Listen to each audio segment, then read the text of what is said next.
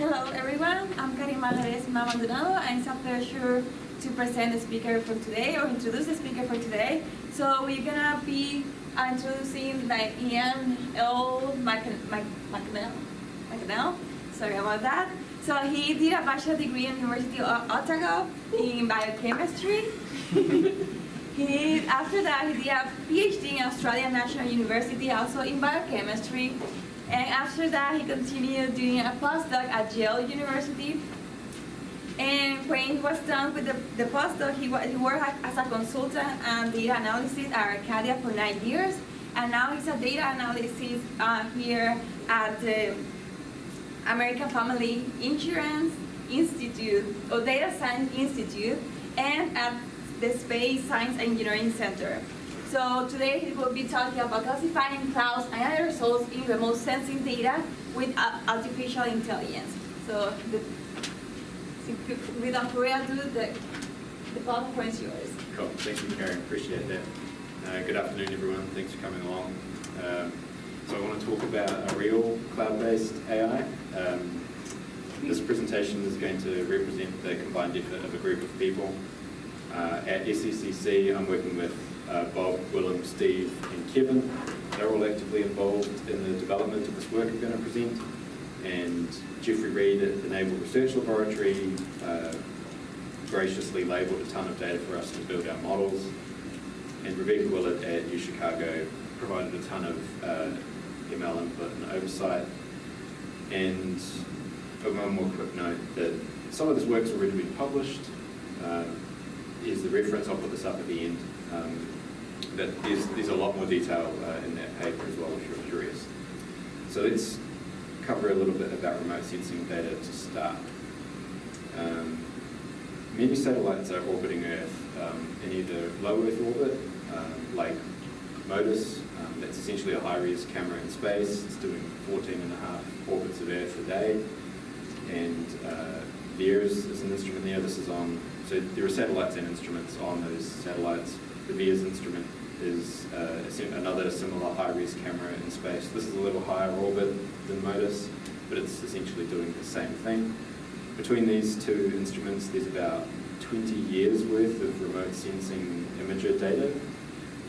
So that's an 8.8 megapixel photo of Earth every 5 minutes for 20 years.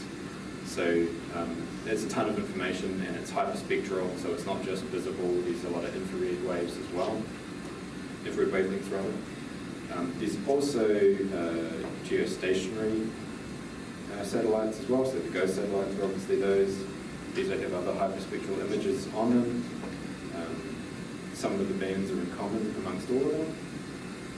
And obviously the geostationary satellites always look at the same view of Earth, and the low Earth orbiters are moving along. So just to have some context about where this data is coming from. So you can also look at this MODIS data really easily in the NASA Worldview website. So here's a random scene from Worldview.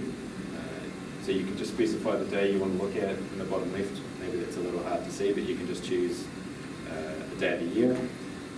And then that blue track up the middle, maybe that's a little bit hard to see.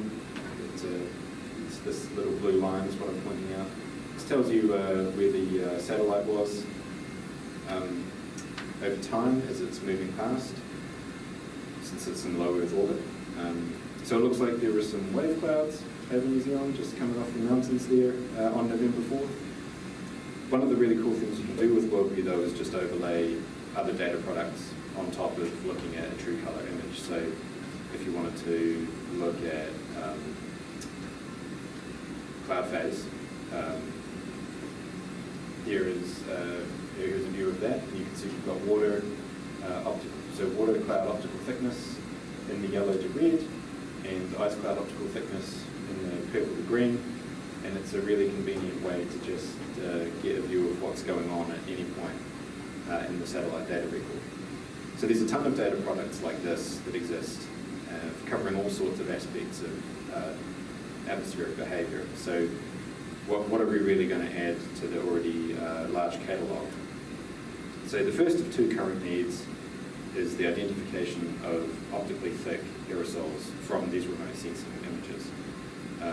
Current data products have some limitations detecting thick aerosols. So up here, you can see there's this image from Beers. You can see there's a large patch of aerosol sort of in the middle on the right. And the dark target AOT, that's the aerosol optical thickness product, isn't covering a large patch of that smoky area, although it's picking up a lot of the more tenuous aerosol on the edges. So what's going on there is that the product can see that there's something there, but it's so thick it kind of looks a little bit like cloud, so it has low confidence calling that an aerosol. One of the reasons for that is that AOT product is purely spectral in nature. It just looks at each individual pixel and sees what information is available at this pixel, and maybe some sort of crude spatial measures like standard deviation, and then it makes its judgment. So maybe that situation could be improved if we used spectral information and textural information, like you're doing right now, looking at that. You can see it looks like smoke. So that's spectral and textural information. The number 2 need is the identification of major cloud regimes, since obviously those are correlated with meteorological conditions. So the current methodologies for cloud detection are also based on spectral algorithms, and obviously cloud masks are available to tell you whether there's cloud or not cloud, and you can differentiate between ice and water as well, but that's a relatively high level categorization. It would be really cool if we could also get a product that said what cloud types are present. So if we were able to say, like, here's cumuliform cloud, so maybe there's convective conditions present in this area, or closed stratiform, there might be some rain here, or here are aerosols, and maybe different types of aerosol, so you might expect clouds to be inhibited. So just to emphasize what I mean about textural information, you can see here there's like clearly a texture on this side of the image, and it sort of changes across the image, and there's a different texture here. So this might be open stratiform, and this might be some cirrus cloud, and that distinction is obvious to a human brain looking at that. And obviously, again, lots of different textures here, lots of cumuliform style, convective stuff happening over here, and then maybe some aerosol or some tenuous cirrus on top of this as well. So that textural information is clearly a big part of human perception of cloud types, and we want to capture that and use it. So I'm going to try and demonstrate today that machine learning can be used to do that. We'll exploit both spectral and textural information and attempt to automatically label cloud types with that method. So I'm going to go over some ML stuff quickly to get us all on the same page. I'm going to talk a little bit about supervised image classification. So supervised image classification kind of looks like this. You start off with some images that you'd like to classify, and you also need labels for those images, and this is the essence of supervision, that you're going to tell the model what these images are. You have to be responsible for having these labels. And you will feed the images and the labels together to a model, and then the model is going to try and make some inference and match those images to those labels. And before you've trained your model well, it's going to not work particularly well. So early on in the training, or if it's untrained, you're going to get poor labels. Some labels might come through correctly. So you need to do several rounds of training where you calculate a loss and you use your optimizer to tell the model to adjust its weights in a way that might be good. And then you run all of your data through again, and then you update your inference, and hopefully you get good labeling at this point. And you do this like hundreds of thousands of times to train your model. And then you can use that model to infer, or complete the task you set out to train it to do. So at inference time, you only have images and no labels. And you feed these images to the model, and you get your inferred labels back. The images that look like your training set will probably get labeled really well. This is the expected result. But if you have what you're kind of hoping that you've done through your training is that you've produced a model that will generalize really well. So if you give it an image that wasn't in the training set, that looks a little bit like an image that's in the training set, the model can correctly predict its class. Sometimes, though, you'll have images that are out of distribution, and the model just tries to do its best, even though it's really got no idea if that's correct or not. So that's a constraint of this approach, is you need to describe your problem well to the model. Okay, so moving on to looking at data that's closer to our problem, let's talk about labeling remote sensing data. So here's a granule of some remote sensing data, or one of those 8.8 megapixel remote sensing images. This is what we would call a segmented labeling approach, and we're attempting to cover like large parts or the whole part of this image with labels. Like, so color in the cirrus is green, we'll paint clear stripe blue, closed stratiform can be that slightly brown color, open stratiform can be that purple, and this should be relatively easy, right? We can just go across the whole granule and color these things in, and we're going to use generally 6 classes today. These are the classes that we're going to try and label with. So clear air, cirrus, open stratiform, closed stratiform, cumuliform, and aerosol. These are a little arbitrary, but they are kind of broad, and we have to start somewhere with our method. So I'm sure people are thinking maybe they would have chosen other classes, but this is what we're going with. So there's a few pros and cons to labeling like this. It captures, if you label in a segmented way, you're capturing some of the shape of the cloud in the image overall, and you can potentially see relations between cloud types. You're kind of getting that context of the image. But the challenges are that you need a subject matter expert to perform this labeling, and it's kind of fiddly to do in practice. Bob's not here today, but he has a lot to say about how easy it is to actually label images like this. And you want your labeling to be easy, so you can get a high quantity of high quality labels relatively quickly, and your labeling crew don't give up. So an alternative to this method is to use a simple rectangle approach. So in this case, we just drag a box over sections of the image that look good, and only focus on the sections that we care about. So this is a lot quicker, and these boxes are representative of the cloud types we want, and it's easier for a labeler to do this. We can get a ton of labeled data this way, but the disadvantages are that we still need a subject matter expert to do this, and now we've lost that contextual information because we're only just saying this area meets this label criteria, but we're not attempting to describe the shape of that overall label class. And that means that we'll also have to do inference differently now as well. We can't easily infer at the whole granular image. So we'll approximate that segmentation approach using a sliding window inference method, and I'll describe that later on. But suffice to say that we're having to make a bunch of changes to make this labeling easier. So let's all try out this rectangle labeling method so you can get a taste of what we experienced doing this. What cloud type is this? Someone shout out what they think it is. This is how it feels when you have to label data, right? So say any cloud type.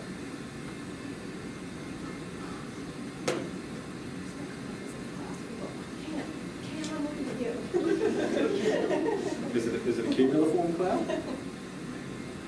Sure. Let the oceanographer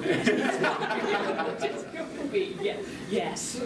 Okay, all right, so it could be a cumuliform cloud. Another labeler might choose a different cloud type. What do you think it is, Ben? What kind of cloud type does that look like to you? Kind of like stratocumulus. Right, stratocumulus, sure, yeah. That seems reasonable to me. So we have 2 different labels for that box. So immediately you can see you have differences between labelers about what they think a certain box should be classified as. And stratocumulus seems like a reasonable decision, but we decided on a label name, closed stratiform, and you may agree with that or not. So there's a tension in creating this data set already that we have to make some compromises around what we're calling things and how we're labeling things. All right, so let's try another one. What's underneath the ice clouds in this box?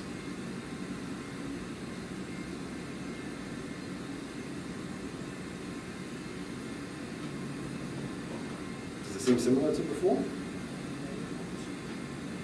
I don't know what to call that. I mean, I'm not a meteorologist either. So. It seems more like fog. Yeah, it could be Some fog, for sure. Yeah, we might not even have the right label type for this, and there's several layers of cloud here. So can we easily just call that one cloud type or not? So this is another aspect of the labeling that we're having to confront. Okay, last one. What about in this box? Is there more than one cloud type maybe in this box as well? So I'm trying to highlight another aspect of our choices about data labeling, that the box size that we choose is important, and you have to be careful about what you're highlighting, and that also means we have to be careful with the edges of our boxes as well. So there's a lot of challenges. Just labeling cloud data originally seemed easy, of just let me drag a box on the right cloud. The atmosphere is quite complicated. This is what Jeff Reed did for us. So here, I want to show you all of the labeling rectangles that we used to create our data set. So this is a lot of box dragging in worldview. And these are the different classes that we're looking at. You can see cyclones turn up a lot in our Cirrus data set between the VIIRS and the MODIS data. Shout out to Steve Dutcher for making this animation, by the way. So we're heavily on VIIRS for closed stratiform compared to MODIS. You can see there's a lot of tiny little boxes too. So anyway, it's a lot of work to label this and to be consistent across the data set. So we've been re-exploring this recently and have some feelings about what we're doing. You can see that a lot goes into creating a training data set, and that can be quite painstaking. Still going on the aerosol. Okay, so I also, in addition to having these boxes, I also need to cover some limitations on sampling patches out of these boxes as well. Like what are we actually going to do to feed to the model? So we're going to use 25 kilometre squared patches, which is also equivalent to pixels for our projections. And these are going to be a convenient unit of cloud type for now. So we'll just accept that we're using these 25k squared patches. And we're going to sample, of course, from MODIS and VIIRS, which covers the whole Earth. But we only want to look, to make things simpler for us to start, we're only going to look at plus or minus 45 degrees. And we're only going to look at the deep ocean and daytime only. So we've got quite a restricted view of the world to begin with, but we're prototyping some stuff. So we'll just accept these limitations to begin. Right, so that's how we found the patches and how we limited the selection. So what does this training data set actually look like? Here is representations of the 6 classes. So we have clear air, Cirrus, open stratiform, closed stratiform, cumuliform, and aerosol. Here are nearly 33,000 patches per class and nearly 200,000 total observations. So that seems good. These classes, this image looks a little bit dim, but I think it's helpful to see the low standard deviation on the Cirrus and the aerosol here, and more of the textural components of the stratiform and the cumuliform. I can contrast stretch those images to bring out some of the more spectral information. Aerosol looks brown, clear sky looks like the ocean, it's blue, and there are textural differences between the other cloud types highlighted there as well. In particular, cumuliform has that kind of popcorn appearance. So,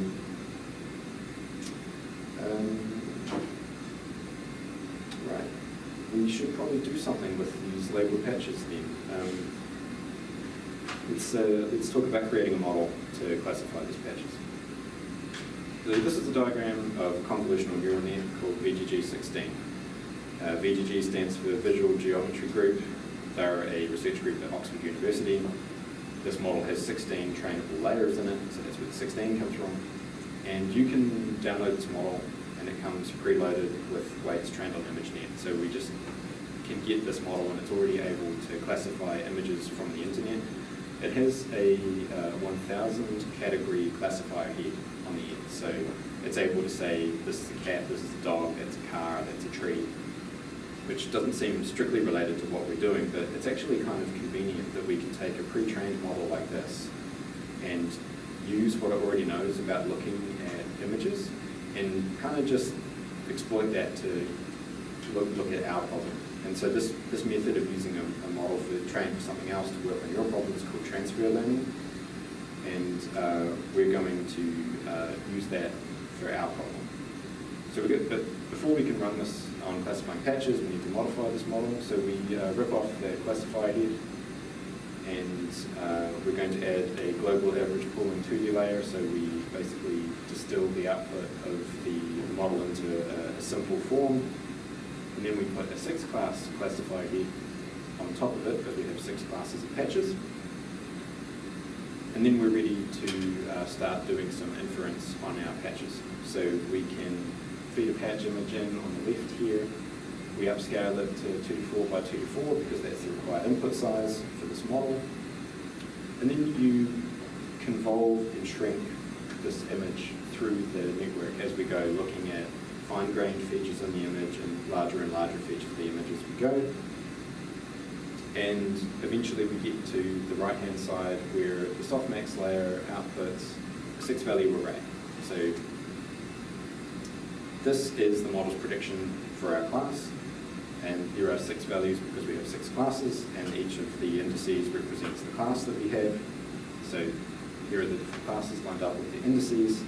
The max value of the array, the index of the max value, is the prediction of the class. So this was CALYPSO.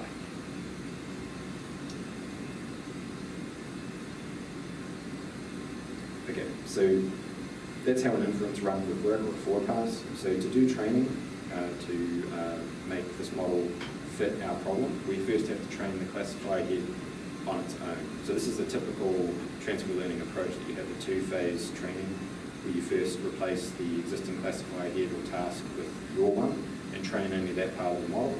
So I'm talking about just this, and there's only about 3,100 weights that get trained in this first training pass. So we take whatever VGG16 gives us and try and make sense of that to classify the images. And this works surprisingly well. You do okay doing this kind of classification.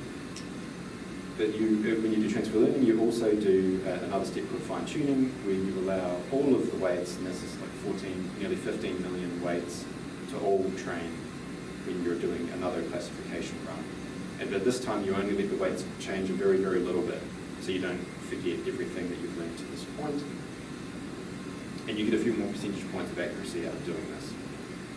Okay, so now we have a fully trained model for 6 different patch types of clouds. So we're able to do this now. We can take a patch like this and get a softmax layer output. Again, these are the classes that we're looking at. The model thinks that this one is cumuliform. Awesome. We can get another patch and do another softmax output. And it's cirrus. Yes, okay, this is working. But we're just looking at patches of cloud now. So that's cool, but it's not, I don't think it's interesting to a lot of people that we can do that. So we need to adapt this to look at a whole remote sensing image of Granule. So I'm trying to explain to you how we do this, this sliding window approach. So imagine that this white box is a modus granule that we're going to infer over, and I'm going to split that image up into 25 by 25 patches with a stride of 5. So we will grab the first 25 by 25 patch, and we'll run an inference over it, get our softmax result out of it, and then we'll go over 5 pixels and do another inference. And we'll do that again, keep going across the whole granule like this. So we have a whole bunch of patch inferences that are overlapping with each other. And then we're going to aggregate all of those results together per class. So we have one granule-sized softmax result. And all of those overlapping values get normalized and summed. So now we have per pixel a softmax result that we can just get the maximum index on per pixel. So we can compress that down to our final inference. So we have a per pixel class inference. So let me show you. I guess I just want to point out that this is actually computationally super intensive to overlap an image like this. Even on a granule, it takes 10 minutes of processing to produce one granule with GPU. So that's really slow. But this is an 8.8 megapixel image, so there's a ton of data to process. And that would be 14,000 non-overlapping inferences, but it's 350,000 overlapping inferences. So it's a ton. to make this work. So that's a pretty big sacrifice that we made to make the labeling a little bit easier. So that decision had some consequences, but it does work. So here is an example. Granule, we're off California on December 12th, 2017. There's this huge smoke plume coming off there. We've got some open ocean, maybe some cirrus, some cumuliform, some stratiform down there, and some cirrus in the corner. We run our inference on it, and this is what the inference mask looks like from our model. And it looks broadly good. We have ignored where the sunburn was. That's that little hump in the bottom there. And we also don't infer over land, of course.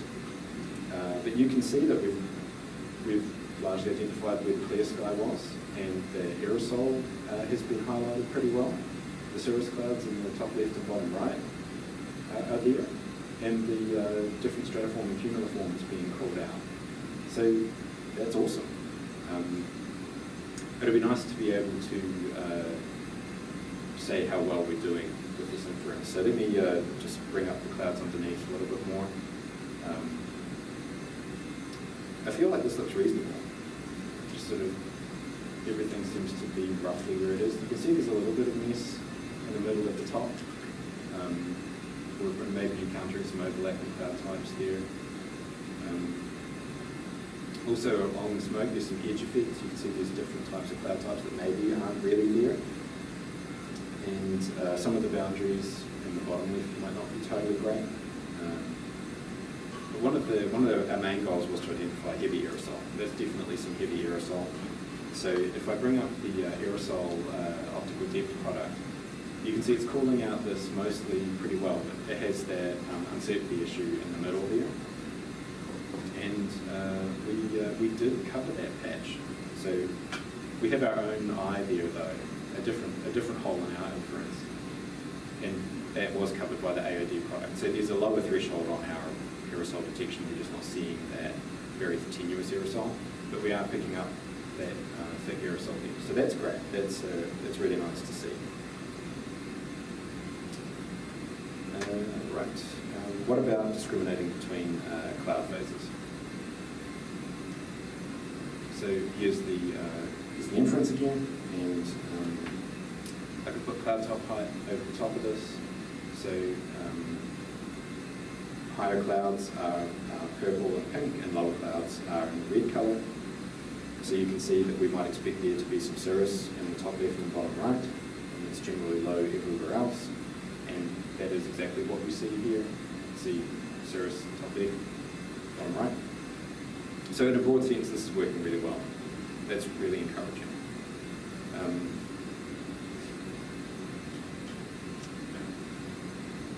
I guess it's not enough just to look at an image like this and say, that looks to be okay. So what we need is, we need an actual metric to say how well we're doing, and basically we need human standards. So there's no escaping having to label a granule or approximating a granule-sized image so we can compare this inference to a human standard. So that's something that we are looking into. That's while we're trying to figure out how we want that to happen, we're thinking about doing a whole bunch of other things to extend what we're doing with this inference. And I think I'm going to quickly jump into kind of addressing what extending the capabilities of the model, but also trying to address this labeling issue. So how could we possibly create a new class of data without needing a human to label it? What other sources could we use for truth?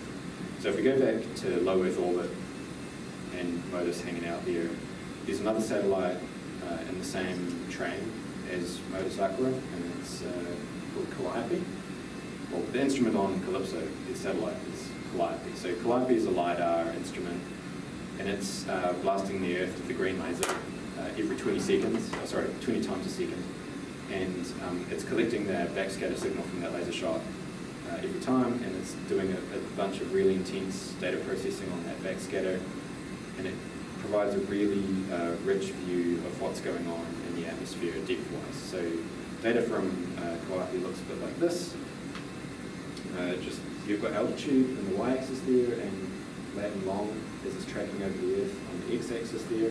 So as it's moving along from left to right, it's blasting away at the Earth, getting the backscatter information, and then telling you what it can see through its sights there.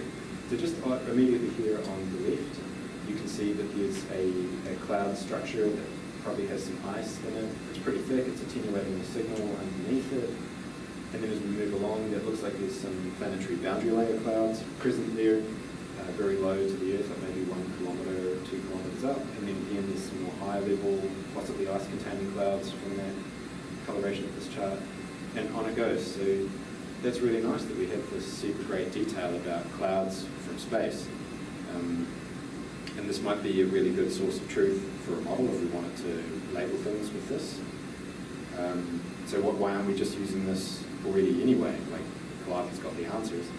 The problem is that CALYPSO only covers 1 pixel out of your entire, like, 25,000 by 35,000 granular image. So we get super detailed information about tiny little bit of the data that we're looking at. Not to be deterred though, maybe we can create patches from this, even approximately labeled patches that could be useful for classification. So if we want to create patches from this CALYPSO information, we can look at just the area around the CALYPSO track.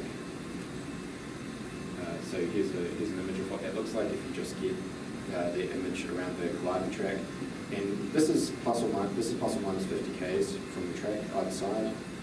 And we took quite a large space so we could run sensical inference over the track area. So this is inference from our classifier on top of where the CALYPSO data was. And then what we did to create a new class of data here is just take the patches that are immediately over the CALYPSO track. But only where what we thought would be a good test case for this is to specify where we've got several layers of cloud. So addressing that issue we were talking about at the start, where you might have some cirrus cloud over some water cloud. So everywhere that our classifier model found some water cloud and CALYPSO also said ice cloud would be present, we took that patch. We also limited the OD range of what we're dealing with for this inference as well. So just to be clear, the CALYPSO tracks right through the middle here, and we're taking patches from on top of that line. And we had to limit our OD range for that cirrus cloud, so you can see through it, but it's not too tenuous. So I'll talk more about that in a second. So we made these patches, and we added a class to our dataset, and we trained the model again and ran some inference. And here's what that looked like. So the new class is in this sort of pink color here. This is from an image kind of near Japan. Sunglint again has been completely masked, and land is masked as well. That's why it looks a little bit chopped up. But it's kind of weird that the ice over water image is really close to the middle of the image. And a thing that happened when we were trying to build this data set is that the model picked up on the optical path of the patch. So it's like you're talking about patches that are close to where the CALYPSO track is, not where the ice over water is. So we learned a few lessons about machine learning being a little bit lazy trying to build this. There's still hope for this method, but we have to rebuild the data set. And one way around that might be to exploit layers in AHI resolution, so it might help us avoid some of the optical path issues we're seeing here. But there is still hope for not having to have a human label every single patch to build this class, at least, maybe.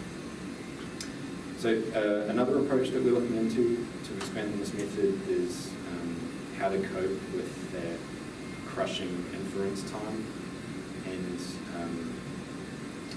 one way to do that would be to use a different model. So VGG16 is really large, it's nearly 15 million params. And that probably has even more capacity than we need. We don't need that whole model just to separate 6 or 7 different cloud types.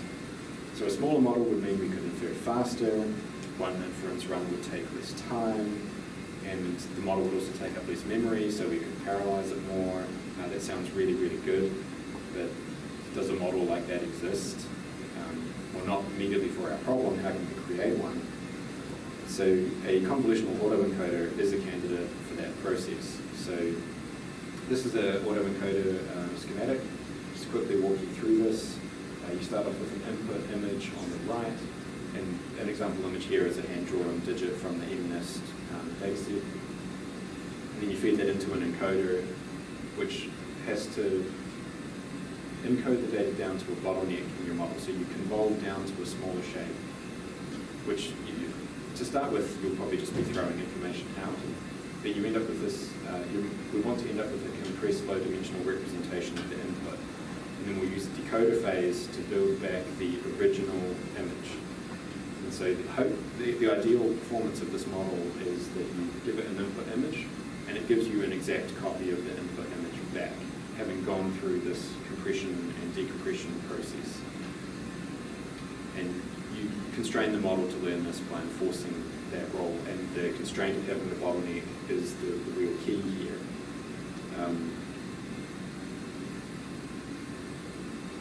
Let me just show you how some of this looks. So we have some example patch images going in.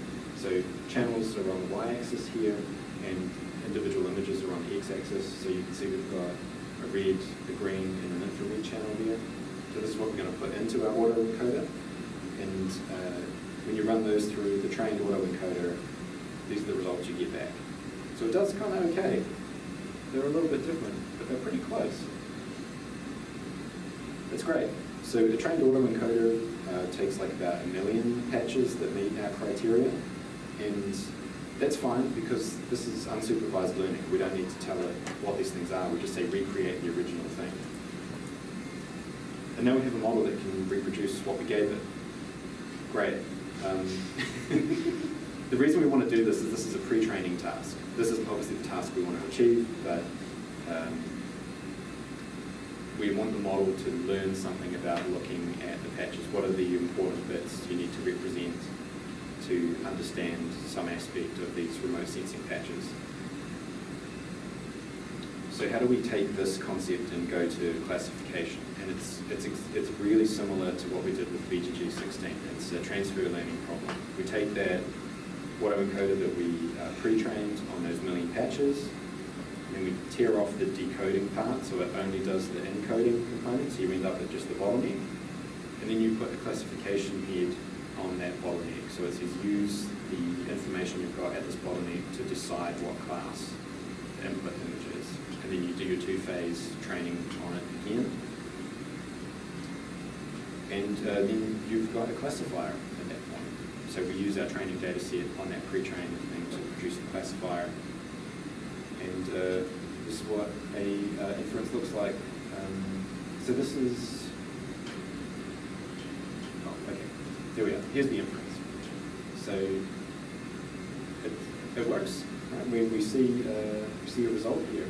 It does look quite different, and I've used a slightly different color scheme unhelpfully. But here's the VGG16 inference that we saw before, and then here's the autoencoder result. You can see there's some differences in the cloud types, maybe the extent of service, and also the aerosol, but it gets pretty close. And this model has 15 times fewer parameters than VGG16, and it infers over twice as fast. So that's a win.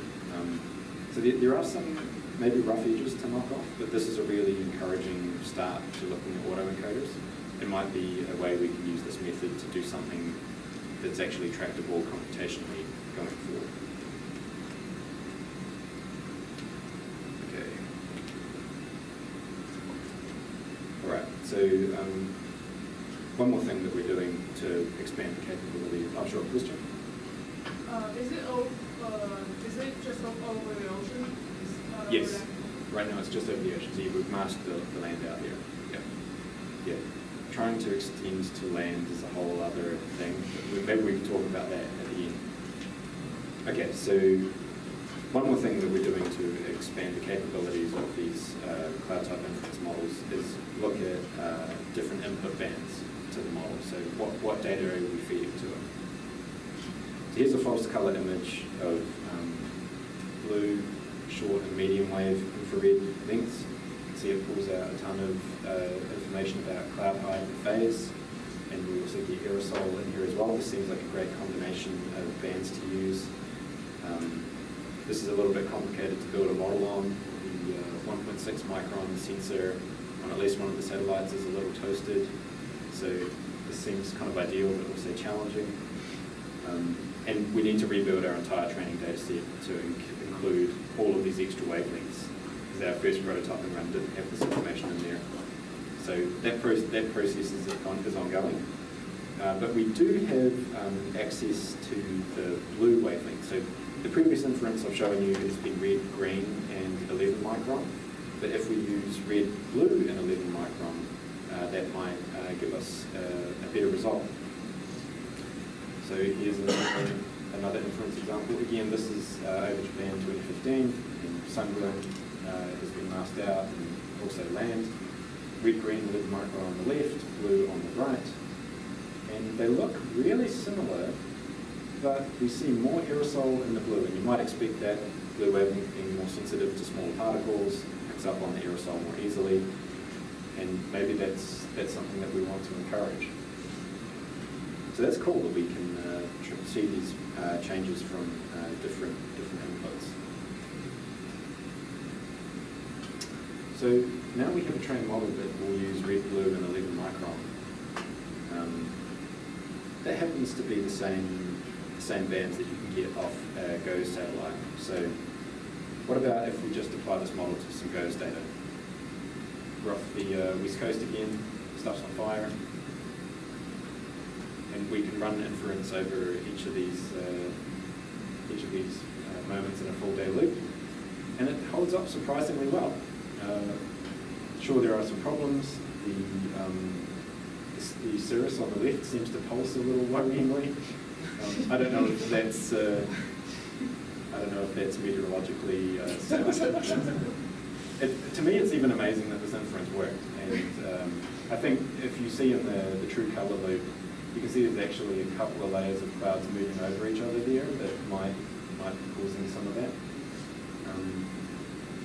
But now this adds in the time component to our model. Like, we can see change over time, and that potentially has a feedback into the original model that we can use to do additional labeling or verification. And the aerosol is still being caught really, really well. So this is super encouraging, and we'll be doing more of this in the future for sure. Okay, that's pretty much what I wanted to cover. Just want to say thank you for coming. This is the paper. Please do check it out. That's my email. Happy to hear from anyone about it, and thank you very much.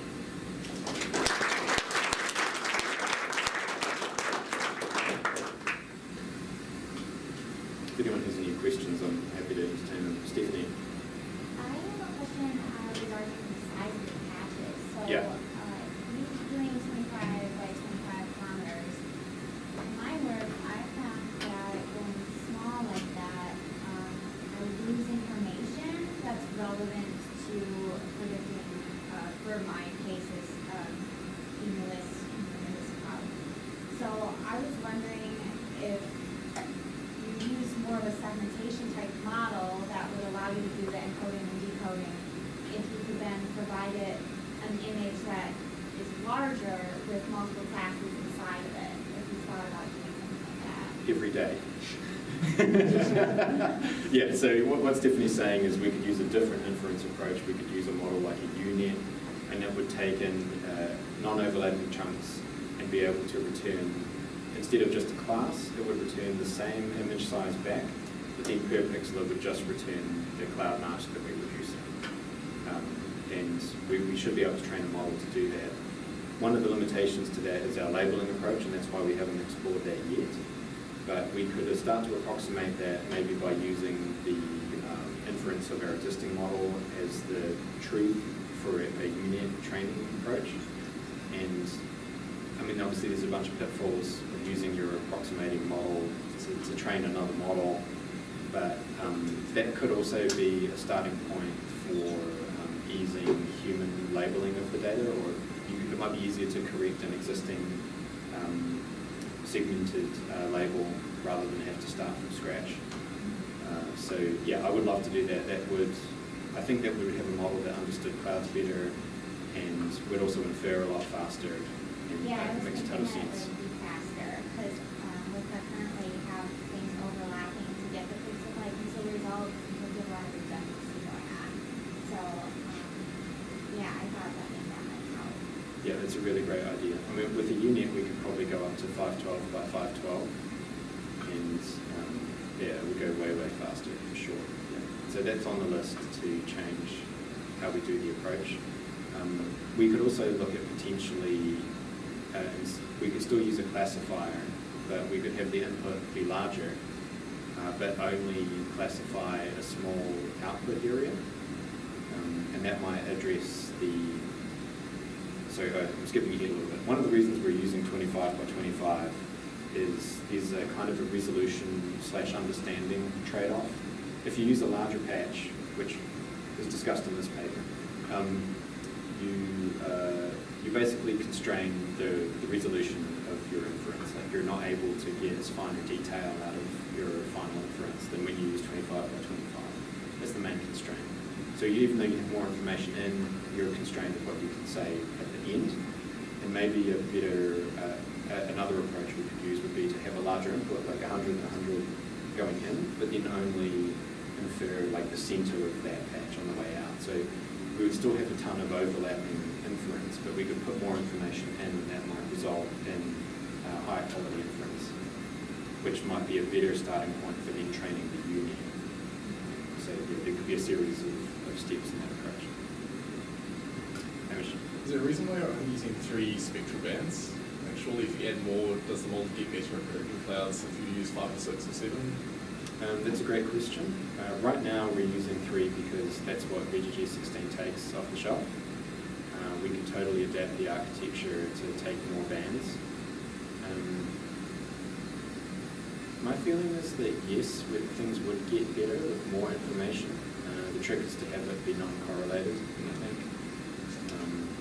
And you're kind of also doing this cursor dimensionality thing when you do that as well, right? You're increasing your training burden by saying comprehend more. That's a common response to this, like why are you only using 3?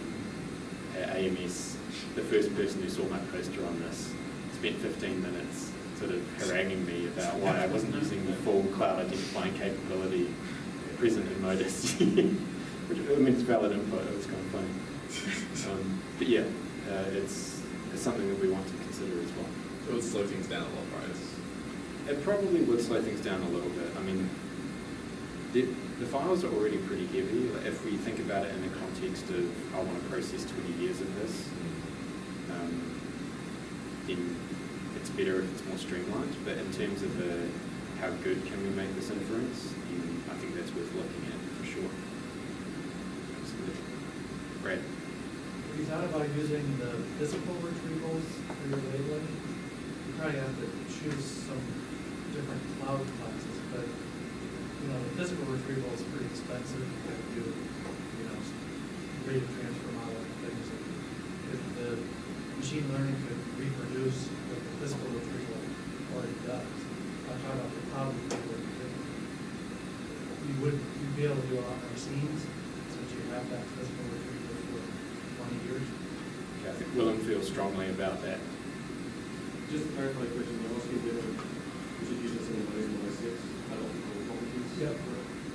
So the reason why so methods and operation process already exist, but what we want to do is we want to add value to them, not just reduce them. I think there's also I guess Modo 6 would be okay. Like we also want to make this a product that only uses the data from satellite retrieval, right? We don't want to rely on other products. So I guess that's a philosophical choice. It would just be for the labeling. Sorry? It would just be for the labeling. Oh, okay. You're relying on Jeff Reed right now. Yeah. But it's like, try to put the tables with how they're going to be form or describe form. Right, you have to have different. That could also help just with the label. I mean, we use that information in the labeling approach. That's one of the great things about using worldview to assist us with labeling. So you can like put the infrared over the top, you can look at Modo 6 products as well. So it's definitely in there. But you're right that in some sense that model is Jeff Reed's brain in a box.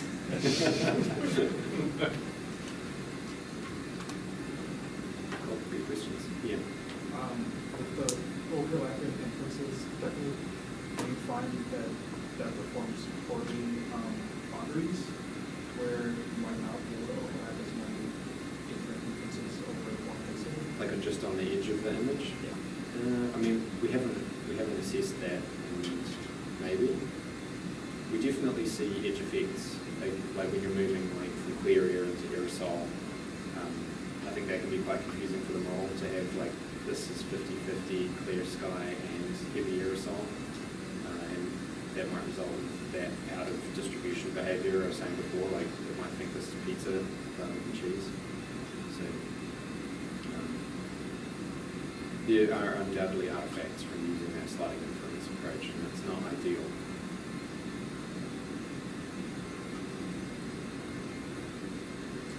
Sure, Angela. So can you talk about how you are thinking about approaching over land?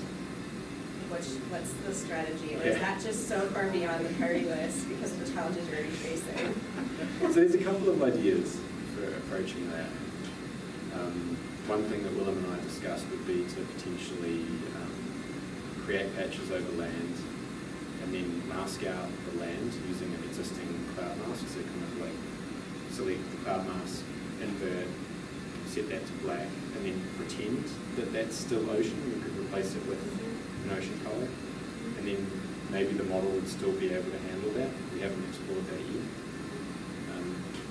And I mean, I think it would be good to try that method. I would also like to explore other machine learning approaches that would just handle looking at Earth rather than the ocean.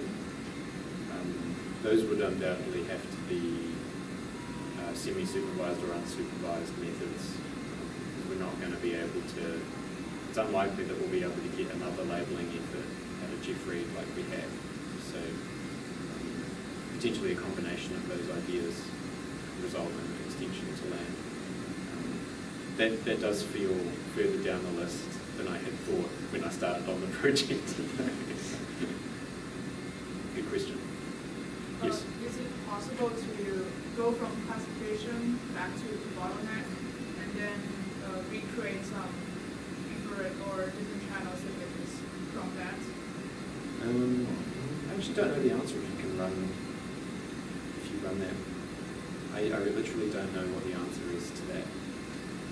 But what were you thinking with with like model data, because you know where you have your you have aerosols in the model output in the model, and maybe cumulus scheme or convection, but you probably wouldn't have a good inverted infrared or any kind of simulated satellite image from the model. So okay, I'm not following, sorry. You have to bear with me here.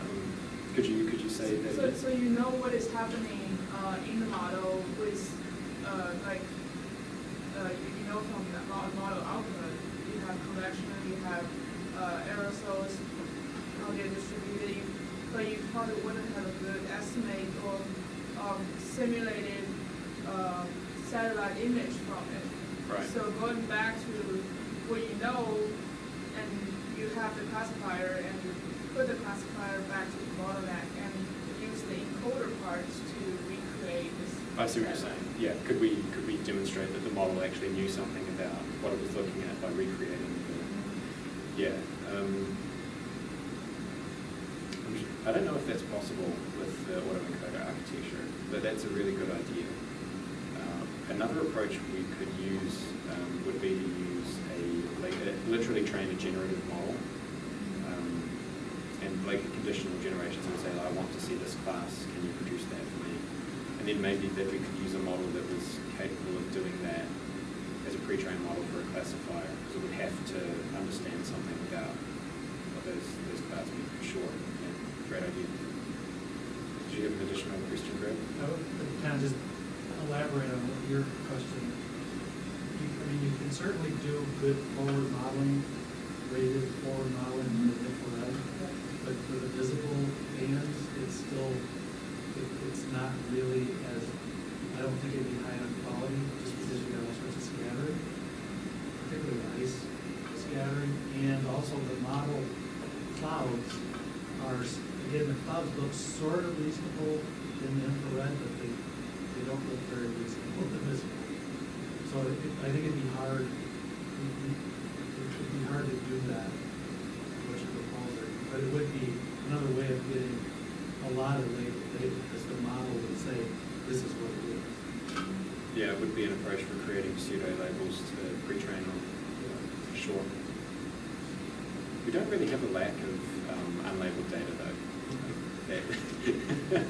We can get our hands on that, but pseudo labels for training would be valuable in that way, for sure. I mean, that's a really good idea. Cool. Well, we are running out of time, but let's just thank the speaker for this great presentation, and yeah, let's